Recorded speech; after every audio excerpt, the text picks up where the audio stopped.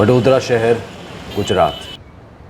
चंद्रकांत सोलंकी का घर, तारीख 2 जुलाई 2016।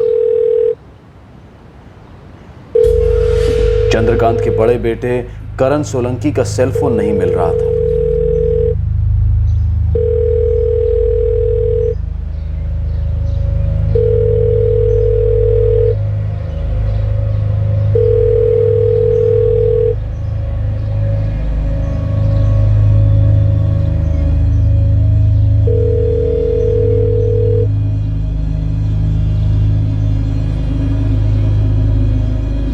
बाथरूम में जोયું करण? बाथरूम में भी देखा और घर के हर कोने में देखा। रिंग बज रही है पर पता नहीं कहाँ पे रख दिया फोन। करण, जो चीज घर में है ही नहीं तो मिलेगी कहाँ से? अरे भाई मैं घर पे लेके आया था, दोनों फोन घर पे लेके आया था, पर घर पे ही कहीं पे रख दिया लगता है। तू ऑफिस नहीं छोड़ के आया होगा। हाँ, ऑफिस जઈને જોઈ લેજે तू। ऑफिस के बाद तू कहीं और गया था क्या? कहीं और से क्या मतलब है तेरा? भड़क क्यों रहे? सिर्फ पूछ रहा हूँ। रास्ते पर कहीं रुका होगा, वहीं छोड़ आया होगा। तेरे कहने का मतलब बहुत अच्छी तरह से जानता हूँ। देख करण, मेरे कहने का और कोई मतलब नहीं है, बहस मत कर। फिर से लड़ने लगे बच्चों की तरह। चलो चलो, ऑफिस के लिए लेट हो रहा है ना, मैं भी लेट हो रही हूँ।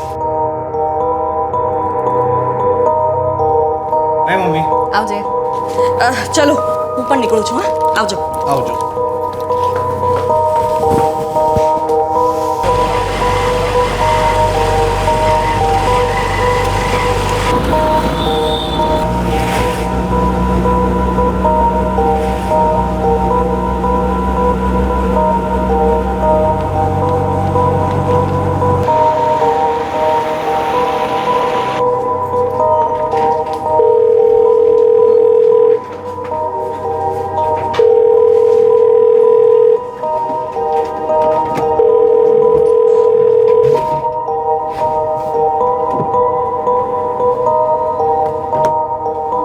तेरा फोन किसी ने चुरा तो नहीं लिया? अगर चुराया होता तो फोन स्विच ऑफ कर देता ना। रिंग क्यों जा रही है फिर? हो सकता है तूने साइलेंट पे कर दिया। नहीं, जहाँ तक मुझे याद है मैं दोनों फोन घर पे लेके गया था। अब घर पे कहीं पे रख दिया या कहीं और, कुछ याद नहीं आ रहा है। बेल जा रही है ना, किसी ना किसी की नज़र पड़ी जाएगी और कोई सामने से कॉल बैक कर ही देगा। तू टेंशन मत ले, फोन मिल जाएगा तेरा।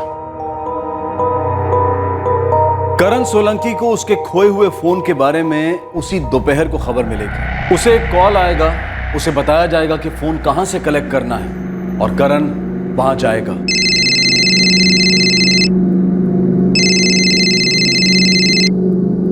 हेलो, हाँ, कौन बोले सर? मैं करण सोलंकी बोल रहा हूँ, लेकिन अभी आपने जिस नंबर से फोन किया है वो मेरा फोन है। मेरा मतलब कि मेरा दूसरा फोन। मैं कैसे मान लूं कि ये तुम्हारा फोन है? देखो भाई, ये मेरा ही फोन है, बिल भी है मेरे पास इसका। मैं पुलिस कंप्लेन करवाने ही वाला था। तो भाई बिल लेकर आओ और अपना फोन लेके जाओ। वैसे ये फोन मिला कहाँ पे? नहीं, मुझे नहीं, मेरे भांजे को मिला। हाँ, लेकिन कहाँ पे मिला? ये तो मेरे को उसने बताया नहीं। आप आके फोन लेके जाओ ना अपना। ठीक है, कहाँ पे आना है? देखो 8:30 बजे तक तो मेरे को काम है। एक काम करो, 8:45 बजे महिमा तालाब के पास में आके फोन लेके जाओ। देखो भाई, मैं ऑफिस से थोड़ा लेट छूटूंगा, 9 बजे तक छूटूंगा, तो 15 मिनट थोड़ा लेट हो जाएगा। चल से? हाँ चल से, लेकिन आने के टाइम पे इसी नंबर पे फोन कर देना। वैसे नाम क्या है आपका? 9:15 बजे महिमा तालाब। Hello hello. अरे संजय, तेरी बात सही निकली। सामने से फोन आया उसका, बोला बिल दिखाकर फोन लेके जाओ। किस्मत अच्छी है तेरी। लेकिन समझ में नहीं आया फोन गायब कैसे हुआ। किस्मत का लिखा पत्थर की लकीर होता है फाल्गुनी पे। आओ ना को महाराज, देखिए ना, मेरे करण की 2 शादियां 6 महीने में टूट गई। और दूसरा बेटा गौरव, उसकी भी बीवी एक ही साल में छुटा छड़ा देकर छोड़कर चली गई। ऐसा क्यों होता है? दोष है फाल्गुनी बेन, कोई तगड़ा दोष। तो उसका कुछ तो उपाय होगा ने। हाथ जोड़ती हूँ, कहीं करो। ठीक है, हम दोनों की कुंडलियां दोबारा से बनाते हैं, बारीकी से देखते हैं। भगवान ने चाहा तो कोई ना कोई उपाय जरूर मिल जाएगा।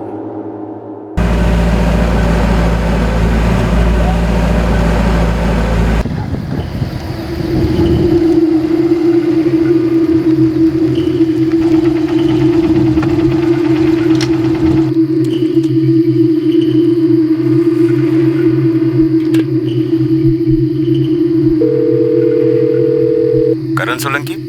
हाँ हाँ, बस वही महिमा तालाब वाले रास्ते पे खड़ा हूँ। हाँ, 5 मिनट में पहुंच रहा हूँ। ठीक है।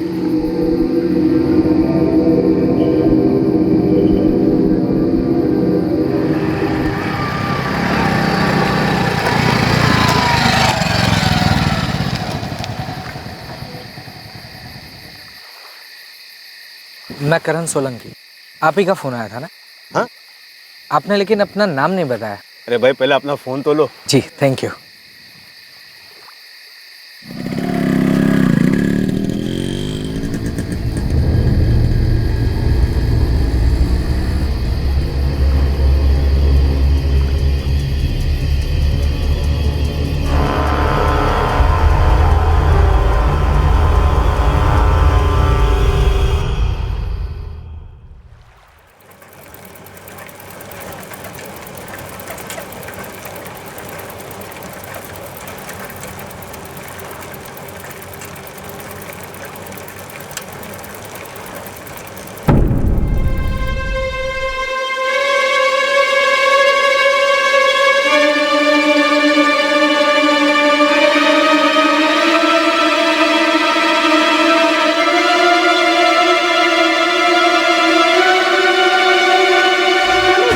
નંબરનો સંપર્ક સાધવા માંગો છો તે મોબાઈલ સ્વિચ ઓફ। अभी फोन बंद है। दोनों फोन बंद है। कल रात तक तो फोन पर रिंग जा रही थी।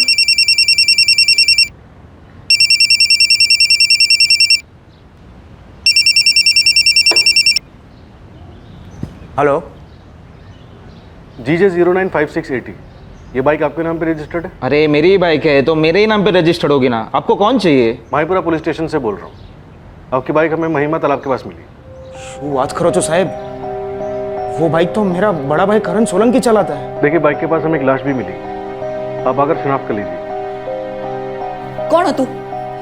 वो बाइक के बारे में क्या बोल रहे थे? करण के बारे में क्या बोल रहे थे? मम्मी वो શું કરે છે? करण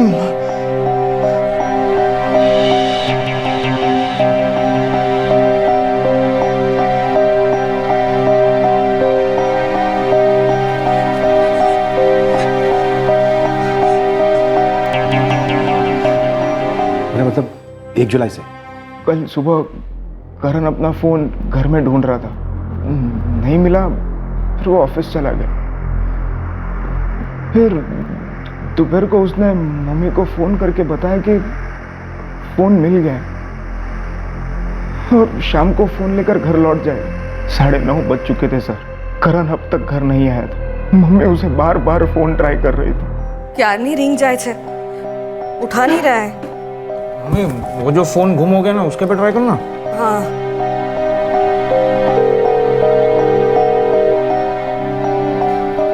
ये भी नहीं उठा रहा है। बाइक चला रहा होगा, थोड़ी देर में घर आ जाएगा। रात भर करण घर नहीं आया। हमने पूरी रात उसे फोन ट्राई की। मम्मी ने सुबह भी उसे फोन ट्राई की, लेकिन सर फोन स्विच ऑफ आ रहा। करण की बॉडी के पास से हमें दोनों में से एक भी फोन नहीं मिला।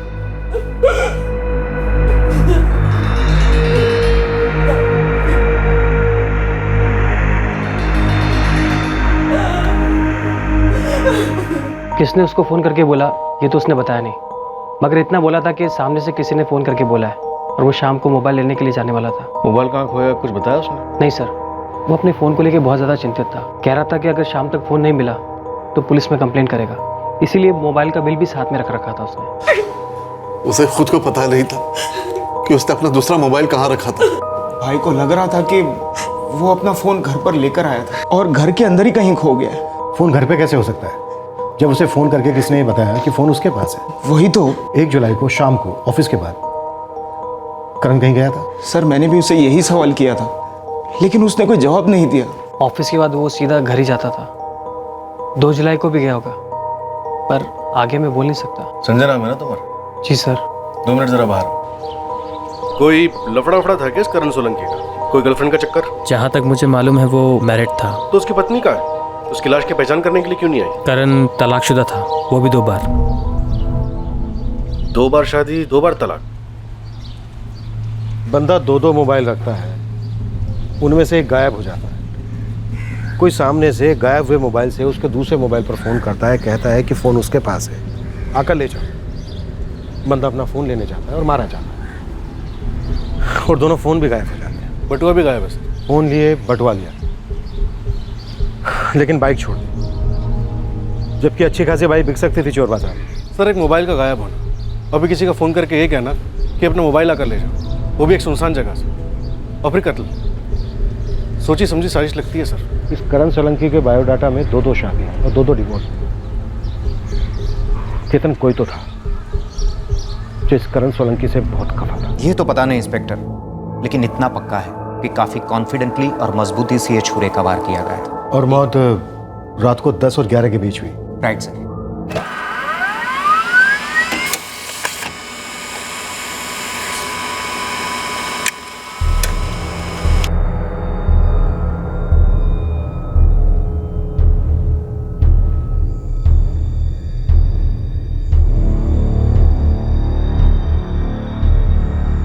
पाश्चनात् वासुदेवस्य वासितं भुवनत्रयं सर्ववासविनिवासोऽसि वासुदेव नमोऽस्तुते। यं प्रव्रजन्तमनुपेतमपेतकृत्यं दैपायनं विरहकातरया जुहावहं यं तन्मतनयां प्रव्रजन्तमेतः। सर 2 जुलाई की रात को दोनों फ़ोन की लोकेशन महिमा तालाब के आसपास थी, 9:15 बजे से 10 बजे तक। उसके बाद दोनों फ़ोन स्विच ऑफ हो गए। और उससे पहले दोनों की लोकेशन क्या है? सर 444768567 जो फ़ोन करण के पास था उसकी लोकेशन ऑफिस थी, और 444098090 जो फ़ोन खो गया था उसकी लोकेशन उपासना नगर इलाके में। और उससे पहले वाली रात? सर परसों के लोकेशन रिकॉर्ड्स अभी तक आए नहीं। सर कॉल रिकॉर्ड्स में जो फ़ोन खो गया था 1 और 2 तारीख की रात तक सिर्फ एक ही कॉल किया गया था, करण सोलंकी। जो दोपहर को क्या गया होगा, जिसमें करण सोलंकी से कहा गया कि फ़ोन मिल गया है, आकर ले जाओ। ये फ़ोन मिला कहाँ पे? आप आके फ़ोन लेके जाओ ना अपना। मुझे लगता है फ़ोन कोई गुम नहीं हुआ, बल्कि उसको जानबूझकर गायब किया गया था। 1 जुलाई को करण सोलंकी ऑफिस के बाद आउट ऑफ रूटीन गया, जहां से उसका फ़ोन चुराया गया। बेचने के लिए नहीं, बल्कि किसी और ही मकसद से। Murder sir? जो कि हुआ। केतन, ये भी तो हो सकता है कि करण अपनी पहली पत्नी से मिलने गया हो, मीना शुक्ला, या फिर दूसरी पत्नी से सुजाता पटेल, या फिर कोई तीसरा या तीसरी जिसे कोई और नहीं जानता। मामा, बात हुई? हाँ बात हुई। शो की दूं? क्या रहे आपसे पैसा? अरे आज तो वो लोग शोक मना रहे हैं, काले मड़ी जैसे। और वो कपिल मकवाणा वाली बात के लिए बोला था ना तुझे, वो बात दफन समझ, भूल ही जाओ उसे। कोई करण को मारना चाहता था। उसके मोबाइल फोन के गायब होने का पूरा सिलसिला अब शक और साजिश में डूबा हुआ मालूम हो रहा था। यह और साफ होता जा रहा था कि करण सोलंकी की एक वेल प्लान्ड हत्या की गई थी, जिसमें शायद प्रोफेशनल हत्यारे शामिल थे। लेकिन इस हत्या का मकसद क्या था, यह अब भी रहस्य के कोहरे में डूबा हुआ था। 1 साल से मैंने करण से बात तक नहीं की है सर। 3 साल हो गए हमारे डिवोर्स को। अब तो मैं दूसरी शादी करने जा रही हूँ। बस एक्स हस्बैंड था, इसलिए फॉर्मेलिटी के लिए घर पर गई थी। 1 जुलाई को करण तुमसे मिलने आया था? जब हमारे बीच कुछ रहा ही नहीं सर, तो फिर मिलना क्यों? डिवोर्स के बाद सब सेटल था 1 साल से। कभी तुमने ये चाहा था कि काश मैं इस आदमी का मर्डर कर सकूं? बिल्कुल चाहा था। 3 साल पहले तो दिन में 4 बार ये ख्याल आता था, पर आई एम श्योर ये ख्याल उसे भी आता होगा मेरे लिए, क्योंकि हम दोनों एक दूसरे के लिए बिल्कुल गलत थे। पर ये 3 साल पहले की बात है। अब मैं उस रिश्ते की सारी खटास भुला चुकी हूँ। मैं करण का मर्डर क्यों करूंगी सर? मेरा क्या फ़ायदा होता? डिवोर्स के सेटलमेंट के वक्त मुझे लमसम एलिमनी मिल ही गई थी, फुल एंड फाइनल। ये मेरे मिस्टर,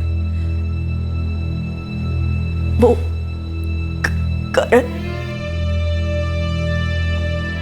और मेरा दूसरा बेटा गौरव। मेरे बेटों की बीवियां तो पहले ही उन्हें छोड़कर चली गई थी।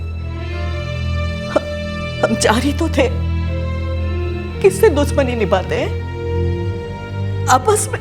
फाल्गुनी बहन, चंद्रकांत भाई, आपके बेटे करण का मर्डर चोरी के दौरान नहीं हुआ। अगर डकैती उनका मकसद होता तो वो बाइक छोड़कर भी नहीं जाते। तो करण का एक मोबाइल गायब होना, उसके उस मोबाइल से उसके दूसरे मोबाइल पर कॉल आना, वो मोबाइल उसको वापस करने के बहाने एक सुनसान जगह पर बुलाना और वहां पर उसका कत्ल होना,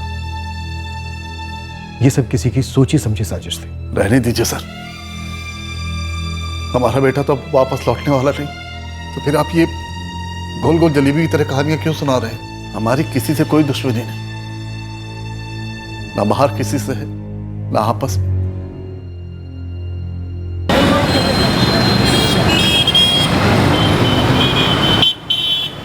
साहब 2 लगन हुए थे करण के, पण वो रंगीला रतन नहीं था, मतलब कोई चक्कर नहीं था उसका। फिर चक्कर क्या था? साहब उस घर में ही झोल है।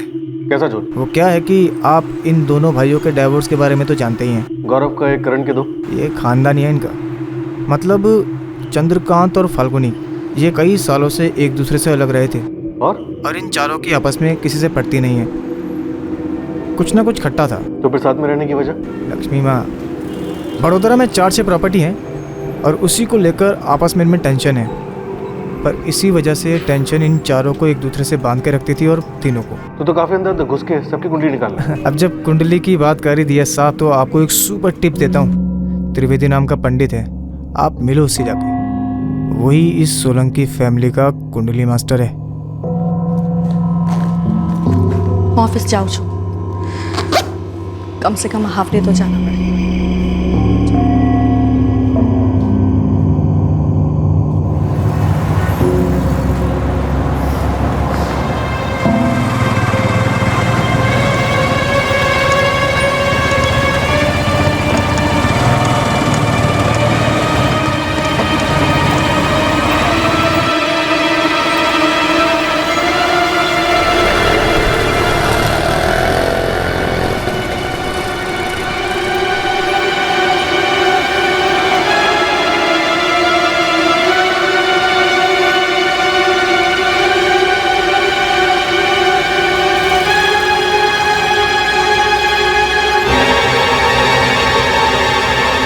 સાહેબ હું કંઈ ચમત્કારિક સાધુ કે તાંત્રિક મંત્રિક નથી. मैं सीधा साधा ज्योतिषी हूँ और शास्त्रों के अनुसार कुंडलियों में दोष और गुण देख के कुछ उपाय बता देता हूँ. क्या आप जानते हैं कि करण सोलंकी की हत्या की कुंडली किसने लिखी थी? साहब हत्या की कोई कुंडली नहीं होती, सिर्फ साजिश होती है. और ये बात आपसे बेहतर कौन समझ सकता है? साजिश की कुंडली किसने बनाई थी त्रिवेदी जी?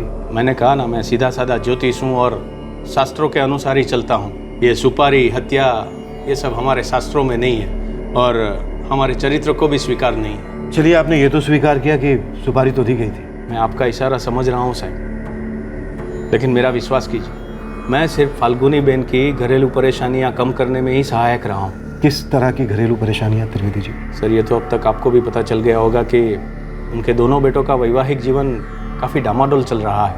फाल्गुनी बहन और चंद्रकांत भाई के बीच भी आप सहायक रहे? साहब, मैं सिर्फ इतना ही जानता हूँ कि ये दोनों काफ़ी सालों से अलग रहते थे. अब पिछले 3 सालों से जब चंद्रकांत भाई का रिटायरमेंट हुआ ना, तब से वो लोग फिर से साथ में रहने लगे. अच्छा त्रिवेदी जी, मसला क्या है? पति पत्नी के बीच का मसला भला एक ज्योतिषी कैसे जानेगा? आप उन्हीं से पूछिएगा तो बेहतर होगा. जॉब करती थी, अब भी कर रही है. मुझसे ज्यादा कमाने लगी तो मुझे ईगो प्रॉब्लम हो गया, अलग हो गया. तो रिटायरमेंट के बाद ईगो शांत हो गया? दवाइयों ने बुढ़ापेपन की उम्र तो बढ़ा दी है, लेकिन अकेलेपन की तो कोई दवा नहीं बनी है ना. एक जोड़े को अलग करने वाले मसले समय के साथ सुलझ जाए तो वो जोड़ा फिर से एक नहीं हो सकता क्या? मसले अगर सुलझ जाए तो और क्या चाहिए? वैसे मसले तो आपके पति और आपके बेटों के बीच में भी थे. हाँ थे. तो उन दोनों लड़कों को फाल्गुनी ने अकेले बड़ा किया. उनके लिए तो समझो मैं एक अजनबी था, इसलिए उनके दिल में मेरे लिए कोई खास प्यार या इज्जत नहीं थी. जब मैं दोबारा उनकी जिंदगी में शामिल हुआ तो उन्होंने भड़ास मुझको निकालनी ही थी. मैं उन तीनों के बीच में समझो जैसे अंपायर थी, लेकिन फैसला करना बहुत मुश्किल होता था. कभी लगता था बेटों का गुस्सा बराबर है, तो कभी लगता था कि उनका इतना अपमान सहना भी बराबर नहीं है. अपमान मेरी जिंदगी का दूसरा नाम बन गया था. साफ साफ बता दो, वो मुझे बाप नहीं, एक बोझ, एक भिखारी समझते थे. मतलब? पैसा मैं जब कभी उनसे अपनी जेब खर्चे के लिए चंद पैसे मांगता तो मुझे बहुत इंसल्ट करते थे। निवाला तक गले से नीचे नहीं उतरता था। और जब मैं फाल्गुनी से मांगता तो वो उसे भी देने से रोकते थे। गलत थे करण और गौरव दोनों, पर उनका गुस्सा भी बराबर था। साचू कहूं साहब, मैं बट गई थी बेटों और पति के बीच। तो आपने हत्या से हल निकाला, अपने बड़े बेटे करण का खून करवा दिया। नहीं साहब, मैं ऐसा कभी नहीं कर सकती। क्या मतलब है आपका? हमारे बेटे को फाल्गुनी ने मारा, मैंने मारा? मान लिया ना माने मरवाया ना आपने, तो क्या भाई ने भाई को मरवाया? क्या आपके बड़े बेटे करण की हत्या आपके छोटे बेटे गौरव ने करवाई? सर आप मुझसे वही सब पूछेंगे ना जो मेरी मम्मी और मेरे बाप से पूछा? मम्मी पापा ने कोचिंग देकर भेजा है बेटे। अगर मैं आपको दूध पीता बच्चा नजर आता हूं तो आपकी नजर कमजोर है। गौरव, मेरी नजर कातिल को ढूंढ रही है, सिर्फ कातिल को।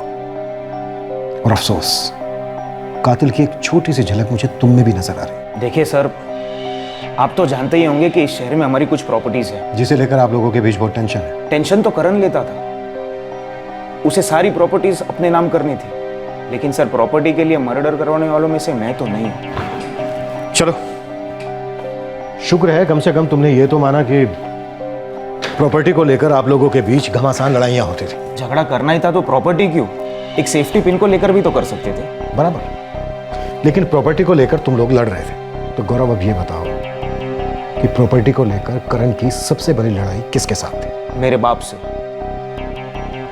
जो कभी हमारी जिंदगी में बाप जैसा था ही नहीं। किस मुंह से जेब खर्च मांग रहे हो? शर्म नहीं आती? कभी घर खर्च दिया? कभी सोचा कैसे उस अकेली औरत ने 2-2 बच्चों को पाल पोस के बड़ा किया? मेरे हाथ बहुत तंग महसूस कर रहे हैं, वरना मैं तुम्हारे सामने कभी हाथ नहीं फैला था। तो खोल दो ना मुट्ठी, कर दो सारी प्रॉपर्टीज मेरे नाम पे। एटलीस्ट वो प्रॉपर्टीज तो कर सकते हो ना जो ऑलरेडी मेरे नाम पे खरीदी है। करण, सारी प्रॉपर्टीज तेरे अकेले के नाम पर क्यों नहीं? तू बीच में मत बोल गौरव, तुझसे बड़ा हूं मैं। तुझसे कई ज्यादा खर्चे इस घर के लिए मैंने किए हैं, वो भी कई ज्यादा सालों से। झूठ, करण झूठ बोलता था। सर, जब करण की पहली पत्नी आई, दूसरी पत्नी आई, तब करण की कमाई की हर एक पाई उनके हाथ में जाती। घर का सारा खर्चा मैं और मम्मी उठाते थे। सर, करण का अचानक से प्रॉपर्टी मांगना एकदम गलत था। मेरे गुजरने के बाद जो मैंने वसीयत में लिखा है वही तुम दोनों को मिलेगा, ना उससे पहले मिलेगा और ना उससे ज्यादा मिलेगा। और गुजरने तक दीमक की तरह चाटते रहोगे हमारी जिंदगी को, है ना? ए करण, ये तरीका है पप्पा से बात करने का? माफी मांगे हमने।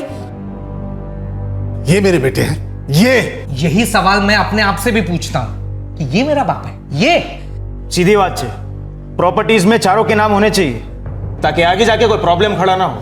बहुत सरस दिख रहा हो, बहुत सरस। एक मैं हूं कि तुम दोनों की जिंदगी सेटल करने की कोशिश कर रही हूं मैं, और तुम दोनों हम दोनों के जाने के बाद का सोचने लगे। देख मां, मुझे पता है कि आज तक तूने सिर्फ दिया ही है, मैं तेरी बात नहीं कर रहा हूं। पहले जन्म दिया, फिर माँ और बाप दोनों का प्यार दिया, लेकिन अगर इस आदमी को इस घर में बाप का ओहदा चाहिए तो प्रॉपर्टी ट्रांसफर करनी होगी, वरना कोई जेब खर्च नहीं मिलेगा। कर। और मम्मी, अगर आपने इन पर तरस खाकर पैसे वैसे दिए हैं ना, तो ना मुझे और ना भैया को अच्छा लगेगा। गौरव, तो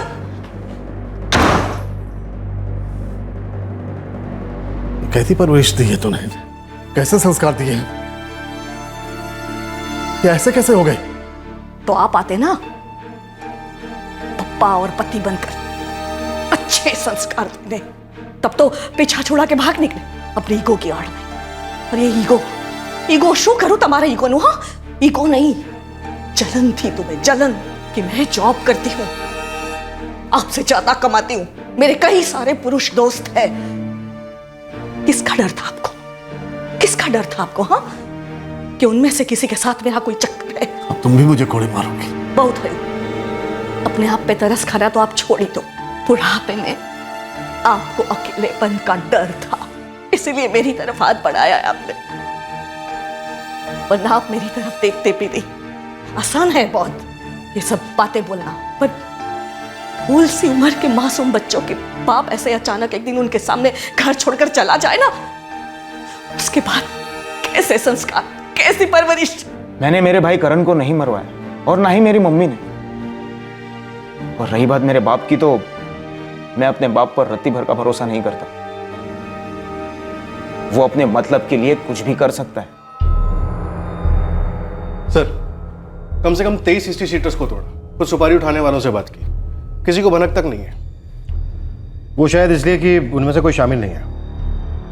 फैमिली के फोन रिकॉर्ड्स? सर, सभी फैमिली मेंबर्स के फोन रिकॉर्ड्स एकदम क्लीन है। हाँ, फैमिली की काफ़ी प्रॉपर्टीज है, एक 3 बेडरूम फ्लैट और 2 और फ्लैट्स। मतलब कई मकान हैं, कई दीवारें, लेकिन नींव शायद कमजोर है। सर, गौरव शायद करण से गुस्सा था, क्योंकि करण ने गुस्सा दिखा के अपने फादर की कुछ प्रॉपर्टीज लेने की कोशिश की थी। इन दोनों की मां फाल्गुनी शायद प्रेम और गुस्से के बीच बढ़ चुकी थी। एक तरफ दोनों बेटों पर प्रेम, सालों बाद वापस आए पति पर प्रेम, और दूसरी तरफ इन्हीं तीनों पर गुस्सा भी। सर, फाल्गुनी चंद्रकांत से इसलिए गुस्सा है क्योंकि चंद्रकांत को यह लगता है कि उसने अपने बेटों को ठीक से बड़ा नहीं किया, और अपने बेटों से इसलिए गुस्सा है क्योंकि उसके बेटे अपने बाप से ठीक से पेश नहीं आते। बाप भी बेटों से खफा था, और ऊपर से उसका और पत्नी का सालों पुराना मनमुटाव। फिर भी एक साथ रहते थे, एक ही घर में। सब कुछ घर में ही है केतन। समझ में नहीं आ रहा है कि कोई अकेला है या सब एक साथ जुड़े हुए हैं। और सर, उसके बाद वो दूसरा मोबाइल गुम होने का ड्रामा, वो इस साजिश का पहला अंक है केतन। इस ड्रामे का हम पर्दा गिराएंगे जरूर।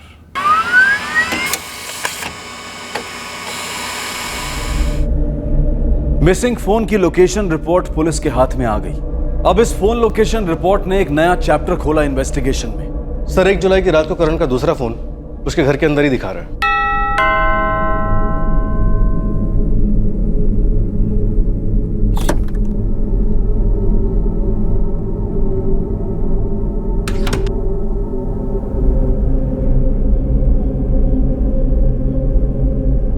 और वो फोन घर से चामुंडा सर्कल तक गया था। केतन, हमारा शक सही निकला। उस घर में चंद्रकांत सोलंकी, फाल्गुनी सोलंकी, गौरव सोलंकी में से किसी एक ने, या फिर 2 ने, या फिर तीनों ने मिलकर करण का फोन चुराया, और करण बौखलाकर अपने उस फोन को ढूंढने लगा। फिर उस फोन से करण के दूसरे फोन पर फोन किया गया। हेलो? और फिर फोन वापस करने के बहाने करण को एक सुनसान जगह पर बुलाया गया। जिस आदमी ने फोन किया, उस आदमी को फोन तो मिला नहीं होगा, शायद उसे सुपारी मिली होगी करण से। अब सवाल यह उठता है कि कौन? तीनों में से कोई एक, या तीनों में से कोई 2, या फिर तीनों के तीनों इन्वॉल्व है। सर, तीनों में से कोई भी कबूल नहीं करेगा कि अकेले थे या साथ साथ। कबूल करवाना पड़ेगा। कितना? मां कमा रही है, पैसा है उसके पास। गौरव कमा रहा है, पैसा है उसके पास। बाप रिटायर है, उसके पास पैसे नहीं है। सुपारी के पैसे? सर, बिल्कुल। कोई फोकट में तो सुपारी उठाता नहीं है। प्रोफेशनल्स अच्छे खासे पैसे लेते हैं।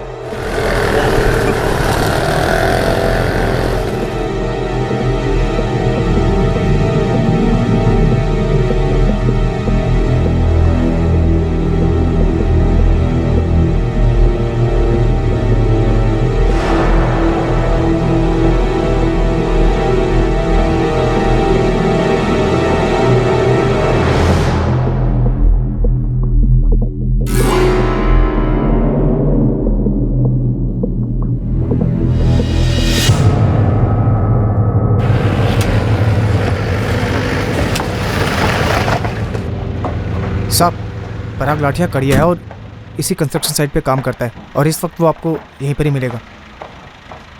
साहब, वो रहा पराग लाठिया। पराग लाठिया? हाँ साहब। चल, पकड़ो से।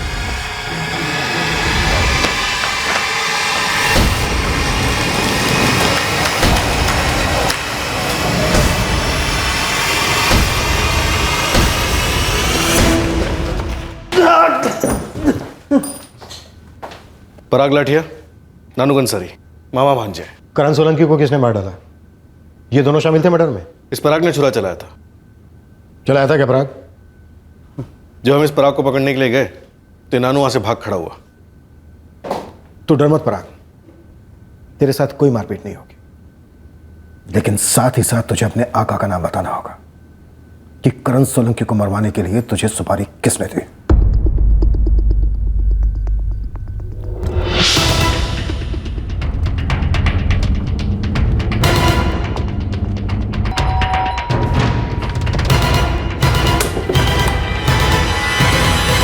जी चंद्रकांत जी, हमने 2 किराए के हत्यारों को पकड़ा जिन्होंने आपके बेटे करण की हत्या की थी। कौन? पराग लाठिया और उसका भांजा नानू। और एक शॉकिंग खबर भी है। क्या? आपके बेटे करण सोलंकी को मारने का प्लान कोई पहला प्लान नहीं था। उसके पहले भी मर्डर का प्लान बना था, पर उस वक्त शिकार एक नहीं 2 लोग थे। तो सोलंकी साहब, इतने खफा थे आप अपनी फैमिली से कि पहले आपने डबल मर्डर का प्लान बनाया। अपनी पत्नी फाल्गुनी और छोटे बेटे गौरव को मरवाने की सोची।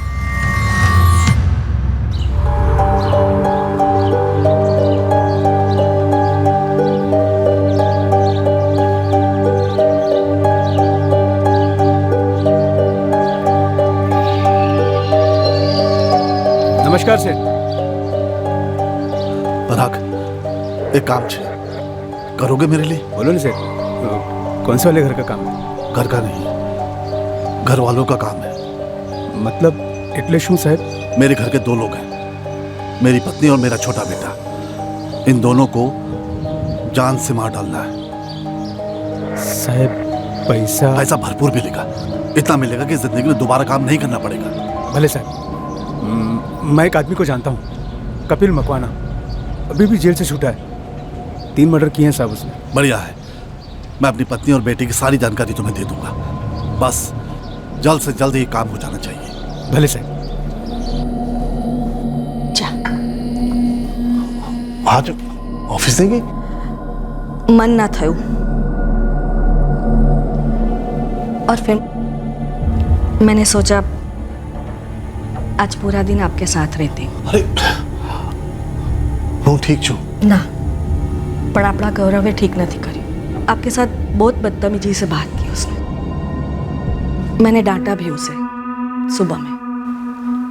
हमें जरूरत है आपकी, आपके बिना इतने सालों रहे, मिस किया है आपको। बातों में गर्मा गर्मी हो जाती है, पर प्यार तो है ना। आप भी बहुत प्यार करते हो ना, बच्चों से, मुझसे।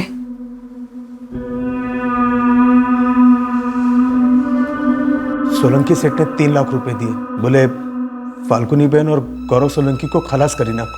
फिर कत्ल के 2 दिन पहले उन्होंने फोन करके बोला प्लान कैंसिल, अब उन्हें नहीं मारना है।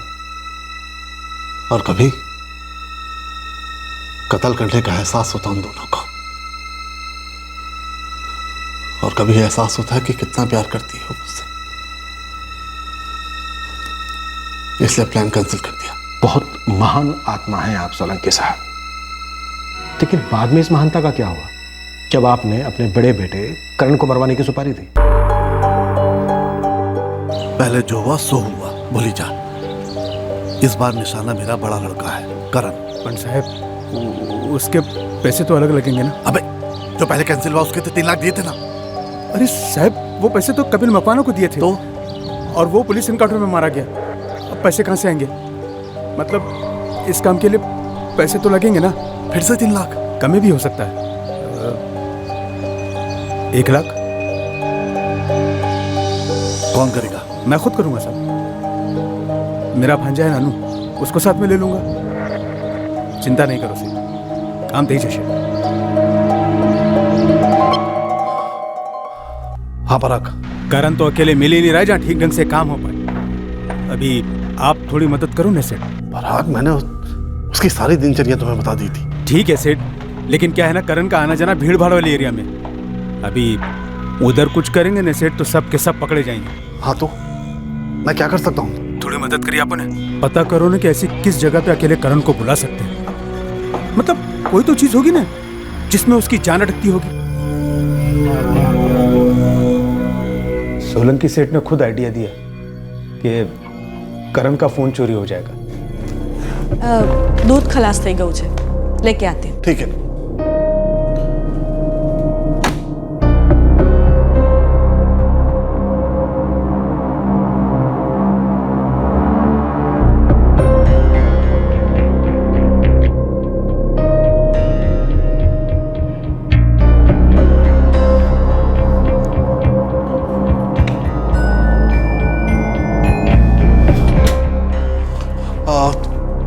वॉकिंग करवा जाऊं छू।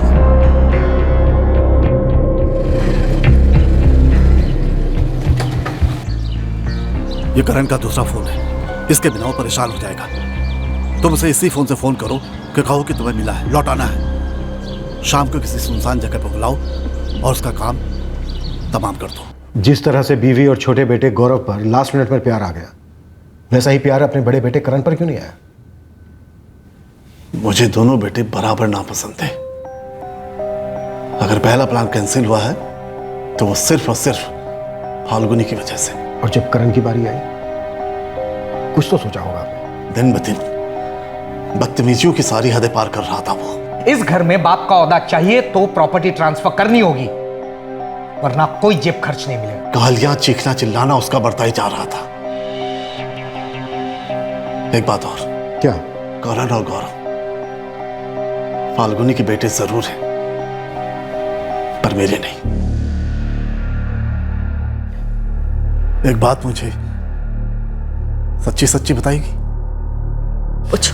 ये दोनों करण और गौरव मेरा खून नहीं है ना? अब भी उस वहम से नहीं निकले? किसी भी वहम में नहीं था, ना ही मुझे कोई डाउट था, लेकिन आज पक्का हो गया है। तुम्हारी अनगिनत अफेयर्स में से ही ये दोनों जन्मे हैं। तो ये वजह थी फाल्गुनी जी से जुदा होने की। हाँ। फिर भी बुढ़ापे में अपनी देखभाल के स्वार्थ के खातिर आपने उन तीनों के साथ समझौता कर लिया। सोलंकी साहब, आपका बच निकलना तो नामुमकिन था। पहले हमें लगा कि सुपारी की इतनी बड़ी रकम आप नहीं दे सकते, क्योंकि आप अपनी जेब खर्च के लिए अपने बच्चों से लड़ते थे। फिर बाद में हमें पता चला कि पैसा तो है आपके पास, और बहुत सारा है, बैंक में, यहां वहां। और बैंक से आपने एक बड़ी रकम विड्रॉ भी की। हाँ, 3 लाख रुपए। पर सोलंकी साहब, आपको अंदाजा है कि आपके किराए के हथियारे भी आप ही की तरह लालची हैं? क्या मतलब?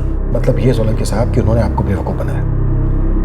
कैसे? ये कपिल मकवाना कौन है? मुझे क्या पता, मैं सिर्फ इतना जानता हूं कि वो एक पेशेवर हत्यारा है। कपिल मकवाना एनकाउंटर में मारा गया? कब हुआ ये? कोई आइडिया नहीं है सर। ये कपिल मकवाना कौन है?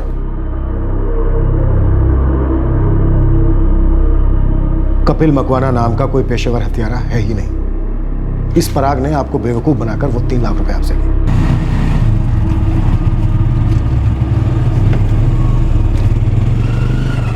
मुझे इस बात को लेकर कोई शर्मिंदगी नहीं हो रही है, कोई फर्क नहीं पड़ रहा है। शायद आपको कोई फर्क ना पड़ता हो सोलंकी साहब, लेकिन आपकी पत्नी फाल्गुनी को जरूर फर्क पड़ेगा हकीकत जानकर कि उसके बड़े बेटे का हत्यारा कोई और नहीं बल्कि उसका खुद का पति है। गौरव आपका चेहरा तक देखना नहीं चाहता। मुझे भी कोई शौक नहीं उससे मिलने का। अब ये नक्की हो गया है कि करण के कातिल आप ही हो, तो सोचती हूं आपको एक सच बता ही दूं। अब जानना चाहते थे ना, ये 2 लड़के करण और गौरव किसके बेटे हैं? साचू बोल, मेरे नहीं है ना?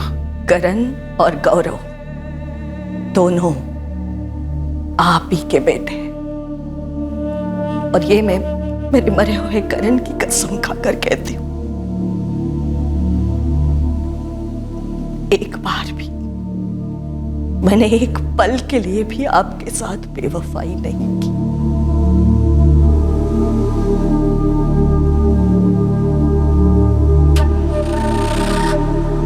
एक वहम को लेकर वो अपनों से खफा था, इस हद तक खफा कि अपनों को ही तबाह कर दिया। अगर कोई किसी बात को लेकर खफा है, कोई गिला है, तो उसे अंदर रखकर कोई क्यों तड़पे, किसी और को क्यों तड़पाए? क्यों ना गिले शिकवे भुलाकर वो आगे बढ़े और दूसरों को भी बढ़ने दे। जिंदगी में अक्सर एक मोड़ आता है, जब आप पीछे मुड़कर उस मोड़ को देखते हैं तो समझ में आता है कि वो मोड़ हमें नहीं लेना चाहिए था। तबाही मचाने वाले इस मोड़ की पूरी असलियत कभी एक साथ सामने नहीं आती, लेकिन आसार जरूर नजर आते हैं कि आगे रास्ता खराब है। अब समझदारी तो यही कहती है कि या तो आप उस रास्ते को ठीक होने का वक्त दें या फिर कोई दूसरा रास्ता ले लें।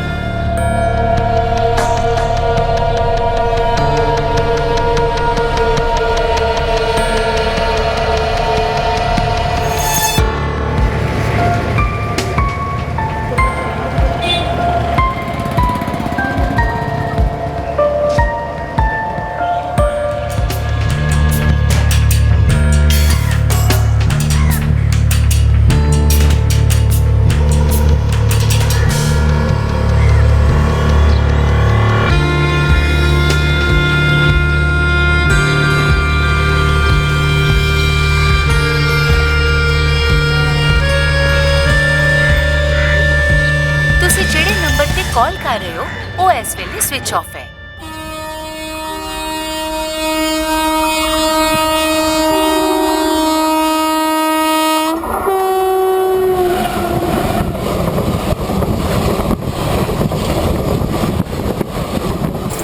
डकेरवाल की रेल पटरी से लगकर सतनाम का खेत है, वहाँ एक लाश पाई गई है। डकेरवाल पुलिस तुरंत वहाँ पहुँच जाए।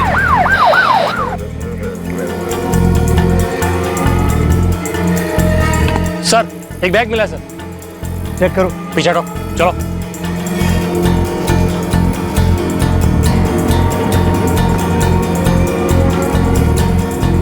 जेबें खाली हैं सर, कुछ नहीं मिला। सर इस बैग में तो सिर्फ कपड़े हैं और कुछ नहीं। सर यहाँ एक बटुआ मिला है। सर जी इसमें पैसे नहीं मिले, ये आधार कार्ड मिला। राहुल माथुर, एड्रेस जलंधर का है।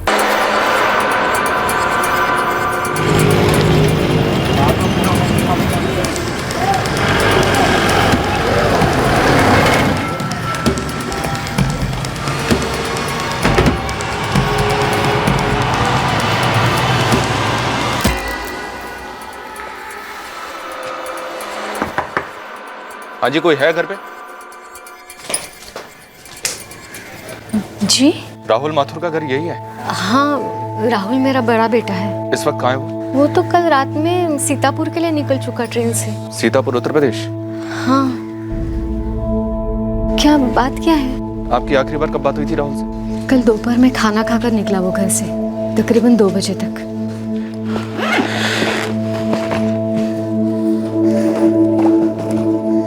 माँ, चलता हूँ माँ। देख बेटा, अगर बाबा की तबीयत बहुत ही बिगड़ गई हो तो तू सीधे लौटा, मैं चली जाऊंगी उनके पास। माँ अगर बाबा की तबीयत ज़्यादा बिगड़ी होगी ना तो मैं उनको यहीं लेकर आ जाऊंगा। फिर मैं, आप और सुनील तीनों मिलकर बाबा का ख्याल रखेंगे। यही आपका बेटा राहुल माथुर? हाँ, लेकिन ये कार्ड आपके पास? आपका दूसरा बेटा सुनील नाम बताया आपने उसका, घर पे है? वो तो ड्यूटी पे है अभी। ठीक है। क्या बात है, बताएंगे भी आप? आप सुनील को फोन कर दीजिए, आप दोनों को तुरंत हॉस्पिटल आना होगा। हॉस्पिटल? क्यों? क्या क्या हुआ राहुल को? ठीक तो है ना?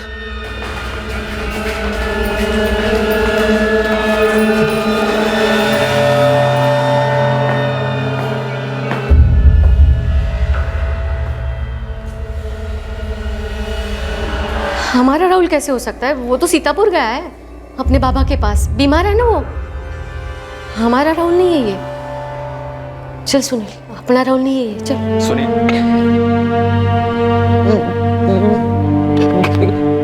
राहुल भैया, राहुल भैया।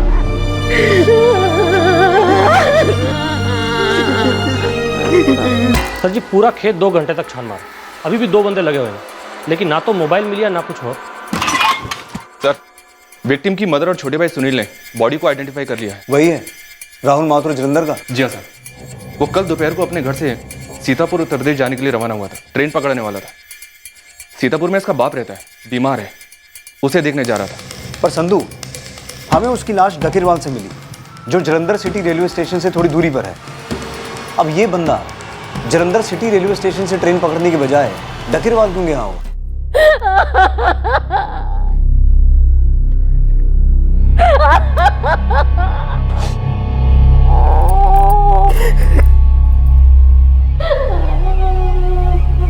हमारे सर आपसे बात करना चाहते हैं। सर राहुल भैया जब घर से निकले थे तब मैं घर पे नहीं था, मैं सुबह ही काम के लिए निकल गया था, पर मुझे ये मालूम है कि उनकी रात की ट्रेन थी। देखो सुनील, तुम्हारे भाई का मर्डर हुआ है, हमें तुमसे और तुम्हारी माँ दोनों से बात करनी है। सर माँ बिल्कुल बात करने की हालत में नहीं है। उनसे हम बाद में बात कर लेंगे, पर फिलहाल हमें तुमसे बात करनी होगी। पोस्टमार्टम रिपोर्ट के हिसाब से राहुल का मर्डर 10 से 12 घंटे पहले हुआ है, मतलब कल शाम 7 और 9 के बीच। राहुल भैया की ट्रेन 9:30 बजे की थी बनारस के लिए। कहाँ से? अपने जलंधर सिटी रेलवे स्टेशन से। लेकिन हमें राहुल की लाश डकेरवाल के खेत में मिली है, तो राहुल डकेरवाल क्यों गया होगा? सर ये सब तो मुझे नहीं मालूम, लेकिन 2 दिन पहले हमारे बाबा का फोन आया था। राहुल, मुझे लगता है मैं ज़्यादा दिन जी नहीं पाऊंगा बेटा। बाबा ऐसी बातें मत करो आप। मैं तुझे, तेरी माँ को और सुनील को कोई तकलीफ नहीं देना चाहता था, लेकिन अब ये तकलीफ मुझसे सही नहीं जा रही है बेटा। बाबा मैं आ रहा हूँ ना आपके पास, मैं आपका ख्याल रखूँगा और ज़रूरत पड़ी तो मैं आपको यहाँ लेकर आऊँगा। जल्दी आ जा बेटा। राहुल, मैं चली जाती हूँ। नहीं माँ, सुनील को तेरी ज़रूरत है यहाँ। लेकिन तेरा काम? वो मैं हितेश को समझा दूंगा, वर्कर्स को भी समझा दूंगा, उसकी टेंशन नहीं है। पर अगर बाबा की तबीयत ज़्यादा खराब हुई तो उनको सीधे यहीं ले आऊँगा। लेकिन बेटा वो नहीं मानेंगे। तब की तब देखेंगे ना माँ। फिर ऐसा हुआ तो कुछ दिनों के लिए तुम चली जाना। भैया मैं चलूँ क्या आपके साथ? नहीं नहीं, तू क्यों छुट्टी लेगा, काम पे ध्यान दे। मैं जाता हूँ ना बाबा के पास। और पैसे हैं ना आपके पास? मैंने जमा किए थे कुछ 15,000 रुपये, साथ ले जाऊँगा, बाबा को दे दूँगा। राहुल भैया बाबा के पास जाने के लिए निकले थे सर, पापा इंतजार कर रहे होंगे सर।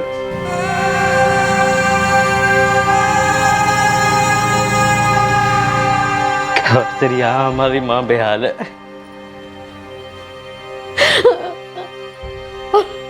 राहुल भैया बहुत अच्छे इंसान थे सर, उनके तो किसी से कोई बैर भी नहीं थी, कभी कुछ नहीं थी सर। मेरे लिए तो वो मतलब हीरो समझिए सर। करते क्या थे तुम्हारे राहुल भैया? फर्नीचर के कॉन्ट्रैक्टर थे। फर्नीचर के कॉन्ट्रैक्टर? अलग अलग शोरूम वगैरह के फर्नीचर के कॉन्ट्रैक्ट उठाते थे और फिर अपने आदमियों के साथ पूरा करते थे। पारितोष, ये शनिवार तक रेडी हो जाएगा ना? हाँ राहुल भाई, आज तक कभी ऐसा हुआ है कि ऑर्डर टाइम पे नहीं रेडी हुआ? पारितोष राहुल भैया का दाहिना हाथ था। और हितेश कौन है? दोस्त है राहुल भैया का सर, उनके साथ ही वो काम किया करते थे और उन्हीं ने नहीं सिखाया भी।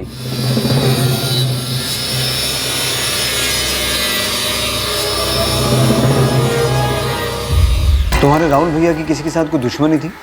कभी कोई झगड़ा वगड़ा हुआ हो? कुछ बताया था उन्होंने कभी ऐसा? नहीं सर, ऐसा तो कुछ नहीं हुआ और ना ही उन्होंने कभी बताया मुझे। मुझे पता था कि वो परेशान, कभी बोला नहीं, पर माँ हूँ उसकी। क्या कहा माँ जी? कोई परेशानी थी उसे? कभी बोला तो नहीं, लेकिन कुछ लग रहा था आपको? मैं देख सकती थी। ਤੁਸੀਂ ਜਿਹੜੇ ਨੰਬਰ ਤੇ ਕਾਲ ਕਰ ਰਹੇ ਹੋ ਉਹ ਇਸ ਵੇਲੇ ਸਵਿਚ ਆਫ ਹੈ। ਤੁਸੀਂ ਜਿਹੜੇ ਨੰਬਰ ਤੇ ਕਾਲ ਕਰ ਰਹੇ ਹੋ। क्या नाम है लड़की का? कौन सी लड़की माँ? बेटा जन्म दिया है तुझे, पाल पोस के बड़ा किया है, मुझसे कुछ नहीं छुपा सकता तू। कई दिनों से देख रही हूँ, कोई एक खास फोन आता है तो तेरी हंसी, तेरी आवाज, तेरा अंदाज ही बदल जाता है। फिर मैं समझ जाती हूँ सामने कौन है। बस बस बस, अब रखता हूँ। कल तुम्हें काम पर जल्दी जाना है ना? मैं भी। अरे कहा ना मैं भी। नहीं नहीं अभी नहीं, पहले तुम काम खत्म कर लो, फिर मिलना मिलना होगा।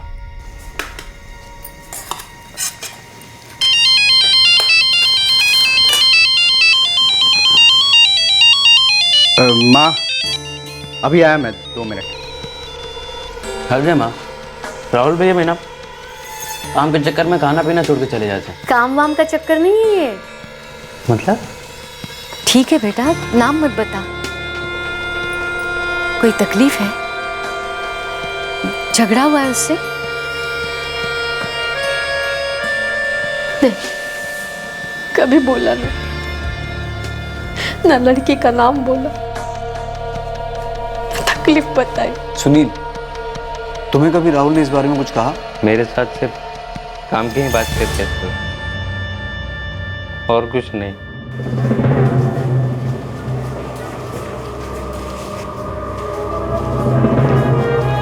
हम दोनों कल दिन में ही मिले थे, वो अपने बाबा के पास जा रहा था।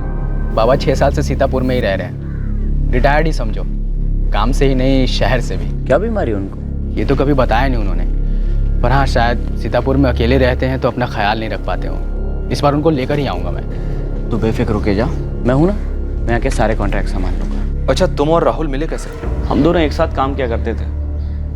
उसको कारपेंटरी का सारा काम मैंने सिखाया था वहाँ। फिर 1 साल बाद उसने नौकरी छोड़ दी। क्यों? साहब उसको कुछ बनना था, कुछ करना था उसको। वो अपना खुद का बिजनेस स्टार्ट करना चाहता था, फर्नीचर कॉन्ट्रैक्ट का। उसने बहुत मेहनत की, अपना खुद का बिजनेस स्टार्ट किया। फिर 1 महीना पहले मैं उससे मिला और उसने मुझे अच्छी तनख्वाह में अपने साथ काम करने के लिए कहा। फिर मैंने भी नौकरी छोड़ दी और उसके साथ काम करना शुरू कर दिया। ये सूरज चौहान कौन है? काम सीखते हुए कुछ ज्यादा कमाई नहीं हो पाएगी तेरी। मंजूर है ना साहब? हितेश सुन, सूरज जी हमारे बॉस थे साहब, जहाँ हम दोनों काम किया करते थे। अच्छा, हमारे पास एक नंबर है 4445674889। इस नंबर से राहुल को शाम को 6:30 बजे कॉल आया था और तकरीबन रात को 9 बजे उसका कत्ल कर दिया गया। पहचानते हो इस नंबर को?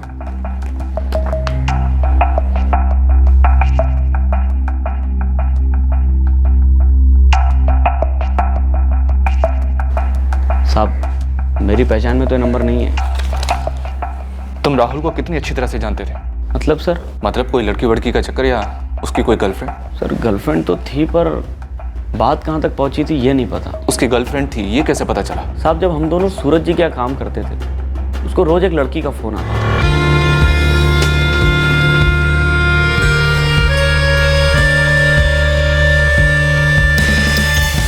6:30 बजे राहुल को जो आखिरी कॉल आया था 4445674889 से, इसकी डिटेल कब तक आएगी? शाम तक आ जाएगी सर। यही कॉल इस केस की चाबी है। शायद इसी कॉल के बाद राहुल ने अपना प्लान चेंज किया था। प्लान चेंज किया था? मतलब सर? मतलब यही संधू कि जलंधर सिटी रेलवे स्टेशन से ट्रेन लेने की बजाय वो डकीरवाल गांव क्यों गया? अपने बड़े बेटे के आने का इंतजार कर रहा बीमार बालकिशन उसकी मौत की खबर आने से पूरी तरह से टूट गया। एक मां अपने जिम्मेदार मजबूत सहारे को खोकर शोक में डूब गई। एक भाई अपने पिता समान बड़े भाई को खोकर यतीम महसूस कर रहा था। किसी को समझ में नहीं आ रहा था कि इतने भले आदमी का इतना बेरहम मर्डर क्यों हुआ था। हितेश ने बताया। सच कहूं, यकीन ही नहीं होता है कि इतने अच्छे आदमी को कोई क्यों। तुम्हारे यहाँ से काम छोड़ने के बाद राहुल से बात होती थी तुम्हारी? हाँ सर, मेरा सबसे बढ़िया कारीगर था। आखिरी बार कब बात हुई थी? कल दोपहर में हुई थी सर। किस सिलसिले में? सर एक कारीगर ने बताया कि उसके पिताजी बीमार हैं। अरे वो बाबा की तबीयत ज़रा ख़राब है, सीतापुर में है, उन्हीं की देखभाल करने के लिए जा रहा हूँ। आज रात की ट्रेन है। अगर इलाज के लिए पैसे वैसे चाहिए ना तो मांग लेना, झिझकना नहीं। राहुल में एक बात थी, उसके लिए उसकी माँ, उसके पिताजी, उसका भाई सबसे ज़्यादा मायने रखते थे। समझ लो कि वो सिर्फ उन्हीं के लिए जीता था। जब वो मेरे पास आया था ना, तब उसे कुछ नहीं आता था। पहले क्या काम करता था राहुल? दिहाड़ी मजदूर था। ये दिहाड़ी मजदूरी मुझे कहीं नहीं ले जाएगी साहब।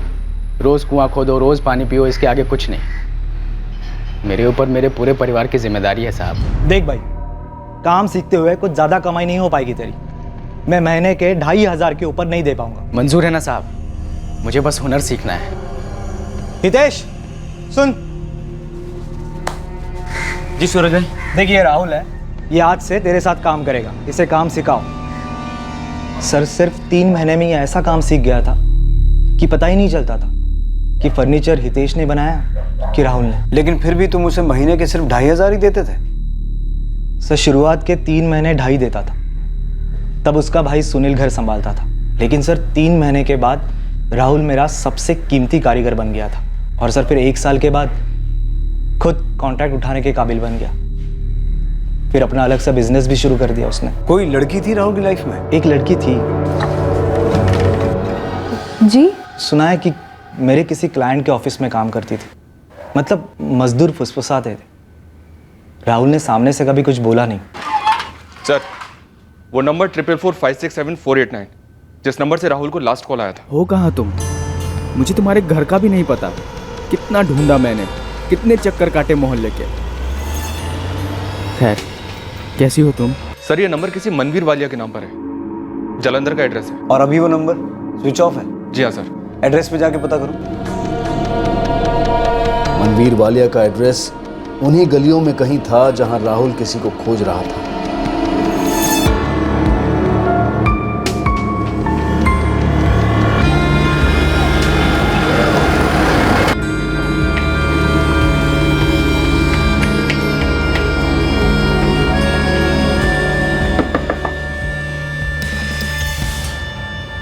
जी ये मनवीर वालिया कौन है?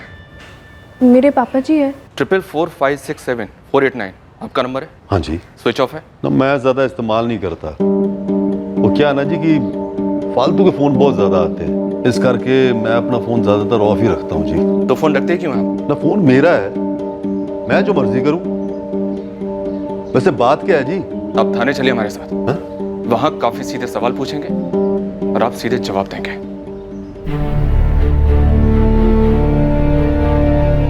सरासर झूठ है ये। 14 जुलाई की शाम को मैंने किसी राहुल माथुर को फोन नहीं किया। ये जो फोन रिकॉर्ड्स है ना जी, ये हम इंसानों की तरह नहीं होते। ये झूठ नहीं बोलते, ये वही बताते हैं जो हुआ है। और हुआ ये है कि 14 जुलाई की शाम को 6:30 बजे आपने राहुल माथुर को फोन किया था। अब आप आगे बताओ क्या हुआ, कहाँ बुलाया था उसे, कैसे मारा? सर जी कमाल की बात कर रहे हैं आप लोग। मतलब आप खुद सोचिए, हम भला किसी को क्यों बुला के मारेंगे? आप लोग पहले ये बताइए, आप लोग राहुल माथुर को जानते हैं क्या? नहीं, हम लोग नहीं जानते इसको। झूठ है ये। आप लोग राहुल माथुर को जानते हैं क्या? हम लोग नहीं जानते इसको। झूठ है ये बात झूठ है कि मेरी फैमिली राहुल को नहीं जानती। लेकिन हाँ, ये बात बिल्कुल सच है कि मेरी फैमिली कभी राहुल से मिली नहीं है। कोमल, इसके अलावा भी कुछ सच है? पापा जी के फोन से मैंने राहुल को फोन किया था।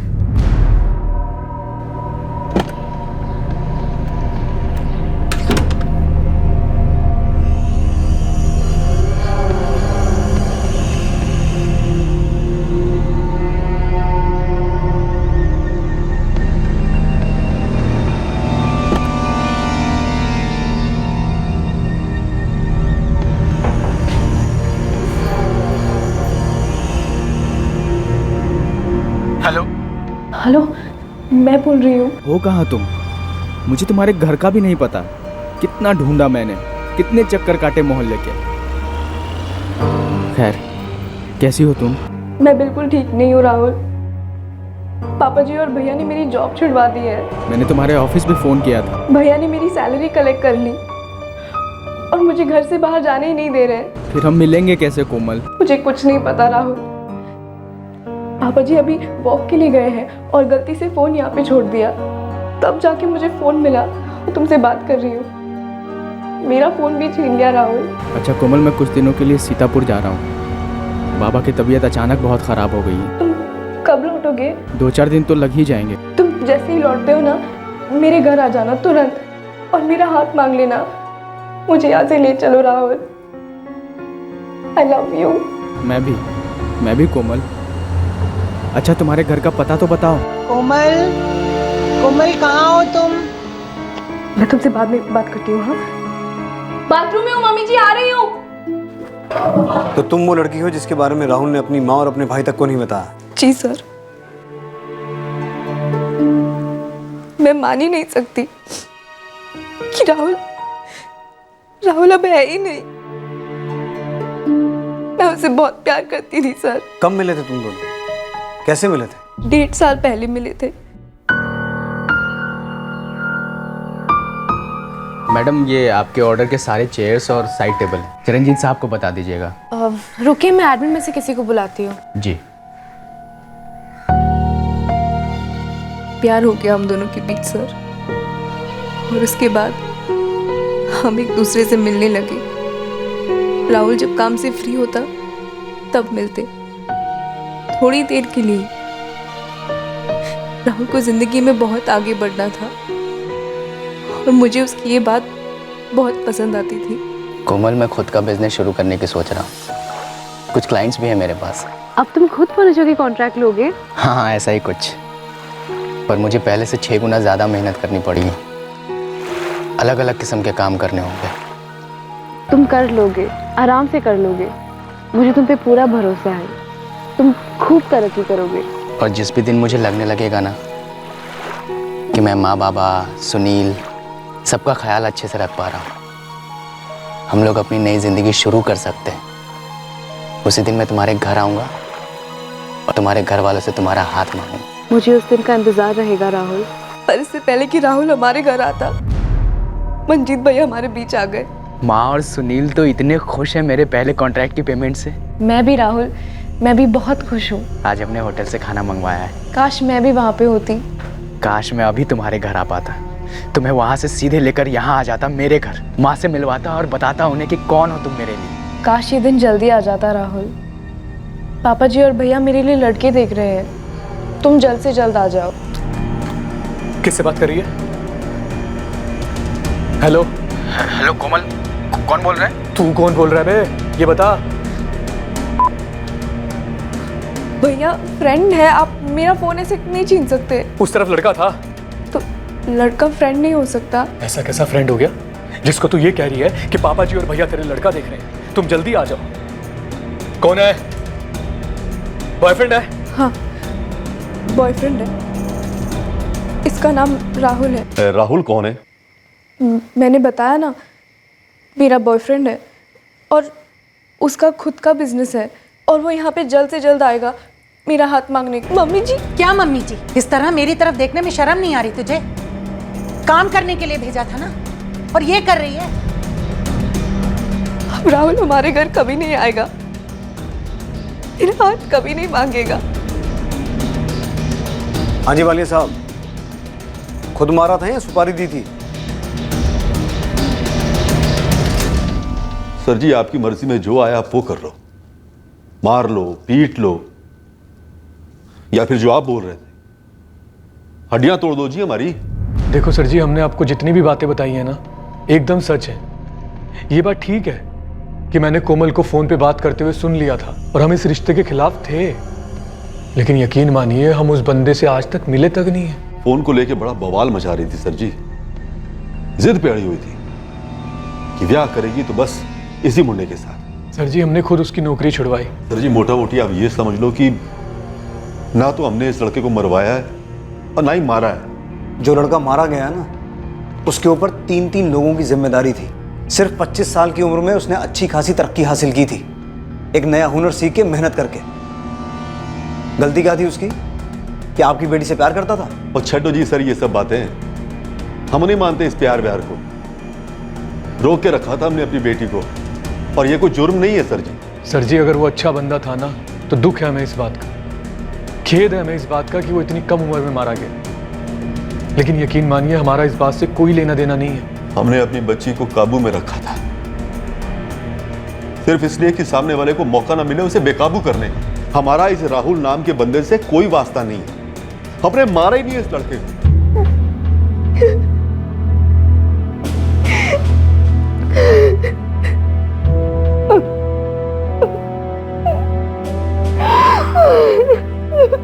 मैंने मन में ही राहुल को अपना जीवन साथी मान लिया था, मेरा पति, मेरा दोस्त, मेरा सब कुछ। लेकिन अभी ऐसा नहीं हो सकता, राहुल ही नहीं है। तुम्हें तुम्हारे पापा जी और भाई के बारे में कुछ मालूम है? कुछ पता है तुम्हें? तुमने कभी कुछ देखा हो या सुना हो? यही बताने के लिए मैं यहाँ पे आई हूँ। मेरे पापा जी और मेरे भैया ने मेरे साथ बहुत ही बुरा बर्ताव किया है, बहुत ही सख्त थे मेरे साथ। मेरा फोन छीना, जॉब छुड़वा दी, लेकिन उन्होंने कभी भी राहुल के बारे में कुछ नहीं पूछा। ये नहीं पूछा कि राहुल का एड्रेस दे दो या फोन नंबर या कुछ भी। मेरे राहुल को किसी और ने मारा है सर। तुम्हारे राहुल को किसने मारा है? मुझे नहीं पता सर, लेकिन मैं इतना जरूर जानती हूँ कि पापा जी और भैया ऐसा नहीं कर सकते। फोन रिकॉर्ड्स और फोन लोकेशन से ऐसा कुछ भी सामने नहीं आया जो कोमल के पिता और भाई को शक के दायरे में ले आए। शक की सुई अब कोमल के भाई से खुद राहुल के भाई पर जा टिकी, पर उसके खिलाफ भी पुलिस को कुछ नहीं मिल सका। हितेश, जिसने हाल ही में राहुल के साथ काम करना शुरू किया था, वो भी शक के दायरे से बाहर पाया गया जब उसके सारे रिकॉर्ड्स क्लीन आए।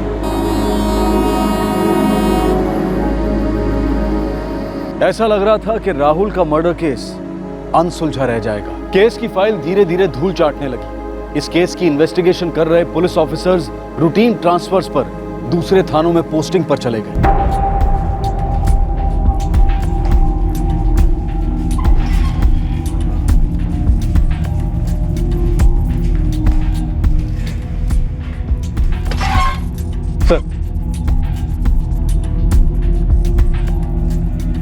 पूरे केस पेपर पढ़ दिए नरेश?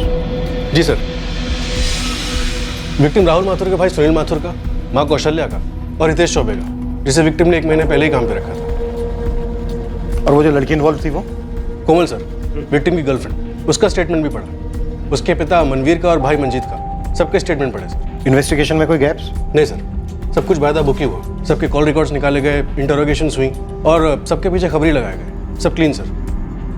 पर मर्डर तो हुआ नरेश, अब किसी ने किया है या करवाया है ये हमें पता नहीं। राहुल ने सुसाइड किया होगा क्या? सुसाइड ऑलमोस्ट इम्पॉसिबल है सर। राहुल अपने करियर में आगे जा रहा था। जिन लोगों के स्टेटमेंट रिकॉर्ड में है उनके मुताबिक राहुल एक जिम्मेदार और एम्बिशियस किस्म का बंदा था, सेल्फ मेड मैन। और वैसे भी पोस्टमार्टम रिपोर्ट सुसाइड को रूल आउट कर चुकी। सर राहुल उस वक्त सीतापुर उत्तर प्रदेश जा रहा था अपने बीमार पिता की देखभाल करने। ऐसे में वो सुसाइड क्यों करेगा? सुसाइड वाला एंगल हम इजीली रूल आउट कर सकते हैं। पॉइंट है, लेकिन स्टेटमेंट से यह भी पता चलता है कि राहुल हताश होकर अपनी गर्लफ्रेंड का घर ढूंढ रहा था, भटक रहा था गलियों में। हाँ सर, उसने कोमल को बताया था कि वो उसे ढूंढ रहा था और उसे एड्रेस नहीं मिला। राहुल का छोटा भाई क्या नाम है उसका? सुनील। सुनील राहुल से कम सक्सेसफुल है। राहुल की मौत से सुनील को कुछ फायदा हुआ है क्या? सर ये गरीब परिवार है। राहुल ही था जो हाथ पैर मार के कुछ कर रहा था और उसने कोई पूंजी प्रॉपर्टी नहीं बनाई थी जिससे सुनील को कोई फायदा पहुंचे। नरेश, ये रॉबरी कम मर्डर का केस लगता है। राहुल अपने पिता के इलाज के लिए 15,000 रुपए कैश लेकर जा रहा था। हाँ सर, सुनील ने अपने बयान में यही कहा है। कहीं ऐसा तो नहीं है कि 15,000 रुपए और एक मोबाइल के लालच में किसी ने राहुल का मर्डर कर दिया?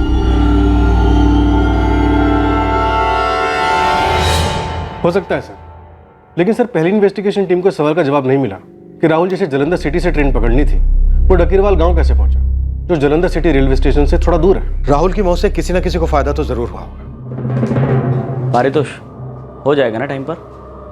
कल का दूसरा बड़ा ऑर्डर आ रहा है। हितेश भाई आज का तो हो जाएगा, लेकिन कल से बड़ा मुश्किल होने वाला है। क्यों?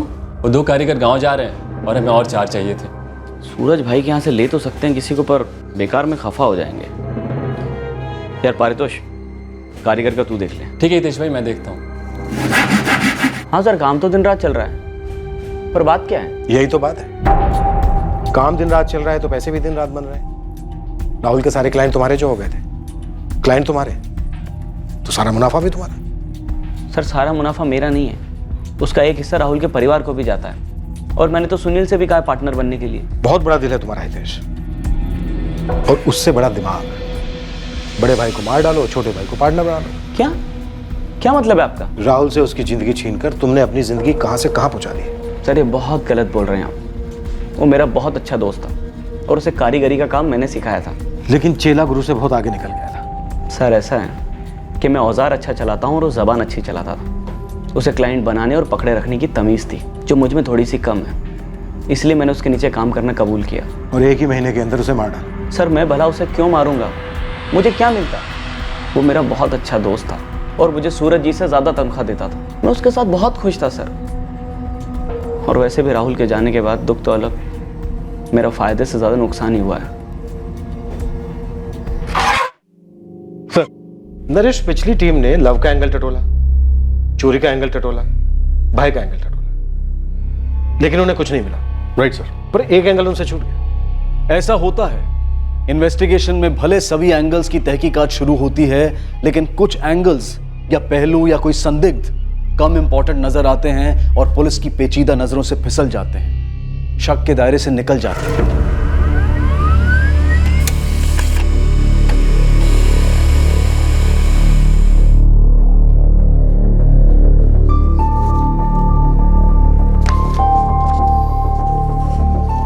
तारीख है 14 जुलाई 2016। मुझे इस फोन की एग्जैक्ट लोकेशन चाहिए, जल्दी। सर अब केस क्लियर है। ये चोरी और हत्या का अनसुलझा केस नहीं, बस अब सच को बाहर निकालो। उसे अंदर ले आते हैं, सच अपने आप बाहर आ जाए।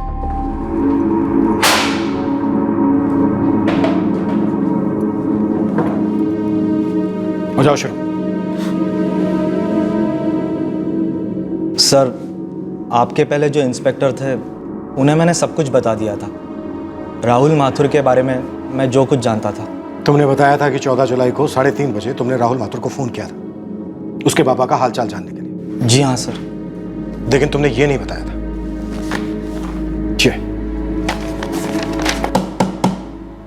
ये रही तुम्हारे फोन की लोकेशन रिपोर्ट। क्या समझा तुमने हमें? हाँ, तुम्हारे फोन की लोकेशन रिपोर्ट राहुल माथुर के फोन की लोकेशन रिपोर्ट से मैच करती है। ये उस दिन तुम्हारा फोन लघुनगर में था, जिस मोहल्ले में राहुल माथुर का घर, और उसके बाद पूरे रास्ते तुम्हारे फोन की लोकेशन राहुल माथुर के फोन की लोकेशन से मैच करती है, जब तक तुम लोग डकीरवाल गांव नहीं पहुंच जाते।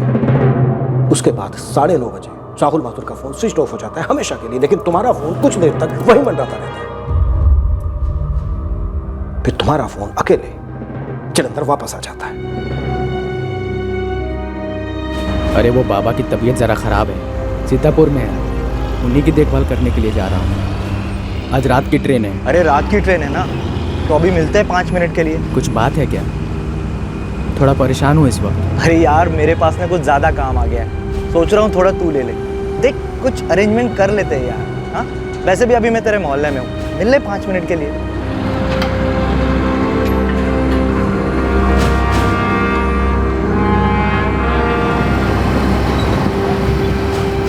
मुझे पहले मालूम नहीं था कि वो सीतापुर जा रहा है। लेकिन तुमने उसे कहाँ भेजना था ये तुमने पहले से तय कर लिया था, नहीं? देख, मेरे पास कुछ 10 ऑर्डर है, पर मुझसे होने नहीं वाले, पर जाने तो मैं एक भी नहीं दूंगा। तू बोल, तू कितना कर सकेगा? इस वक्त तो मेरे खुद के ऑर्डर भी हितेश ही संभाल रहा है, मैं कैसे आपसे, और वैसे भी मैं सीतापुर से लौटने के बाद ही काम के बारे में कुछ बता पाऊंगा।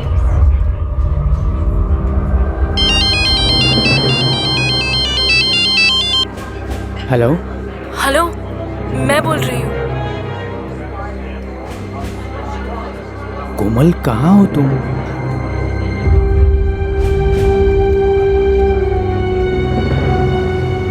सूरज भाई, मुझे नहीं लगता है मैं 9:30 तक जलंधर सिटी रेलवे स्टेशन पहुंचकर मेरी ट्रेन ले पाऊंगा। यहीं डकीरवाल से लेता हूं ना। तुझे मुझ पे भरोसा नहीं है? देख, मैं तुझे पहुंचा के रहूँगा। बैठ। मेरी बिल्ली मुझी से म्याऊं, मैं तुझे ट्रेन पे चढ़वा के रहूँगा। बैठ। घर जाना ज़रूरी है। अरे हाँ बैठ। अरे 2 मिनट में पहुँचेंगे।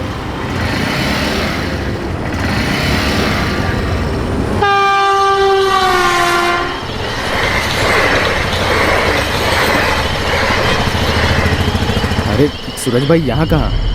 अरे बस 2 मिनट। क्या है, टैंक फुल है, थोड़ा हल्का हो लेता हूँ।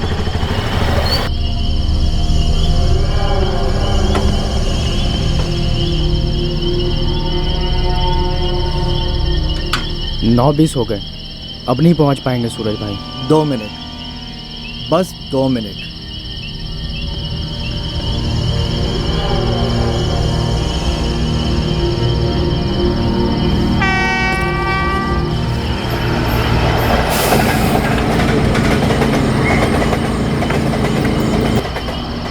अब तो नहीं पहुंच पाएंगे। तू तो जरूर पहुंचेगा राहुल। तुम्हें उससे जलन हो रही थी सूरज, उसे क्लाइंट पर क्लाइंट जो मिल रहे थे। मेरे क्लाइंट सर, सारे के सारे मेरे क्लाइंट। साले की उंगली पकड़कर उसे काम सिखाया और उसने 1 साल के अंदर खुद का बिजनेस शुरू कर दिया। गुनाह है हा? खुद का बिजनेस शुरू करना गुनाह है? क्लाइंट चुराना गुनाह है, कारीगर चुराना गुनाह है। सर उसने तो हितेश को भी मुझसे छीन लिया। हितेश जैसा कारीगर पूरे जलंधर में नहीं मिलेगा, पर उसे दुगनी तनख्वाह का लालच दिया, छीन लिया। इसलिए तुमने राहुल को जान से मार डाला। और कोई चारा भी तो नहीं था मेरे पास।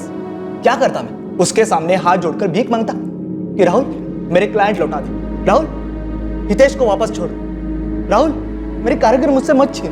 क्या करता मैं? हर फील्ड में, हर बिजनेस में कंपटीशन होता है सूरज। बिजनेस में सफाया भी तो होता है सर। बड़ी बड़ी कंपनियां छोटी कंपनी को खत्म कर देती है। मेरा तो एक छोटा सा बिजनेस है। राहुल बड़ा बिजनेसमैन था। अरे वो भी तो एक छोटा सा फर्नीचर का कॉन्ट्रैक्टर था तुम्हारी तरह। वो मेरी तरह कभी हो ही नहीं सकता था। पैरों की जूती को कोई सर पर नहीं रखता है इंस्पेक्टर साहब। नरेश, सूरज, एक छोटी सी कहानी सुनाता हूं तुम्हें। एक बार बादशाह अकबर ने एक लकीर खींची ऐसे, और बीरबल से कहा कि बीरबल इसे बिना मिटाए छोटी बना दो। तो पता है बीरबल ने क्या किया? बीरबल ने उसके पास एक और लकीर खींची ऐसे, बिना मिटाए।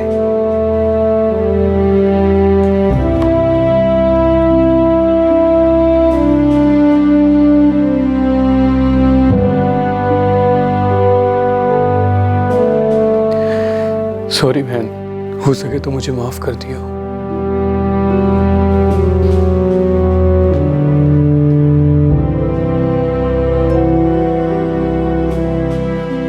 राहुल तो उस सूरज को अपना गुरु मानता था ना। गुरु कभी चेले से चलता है क्या?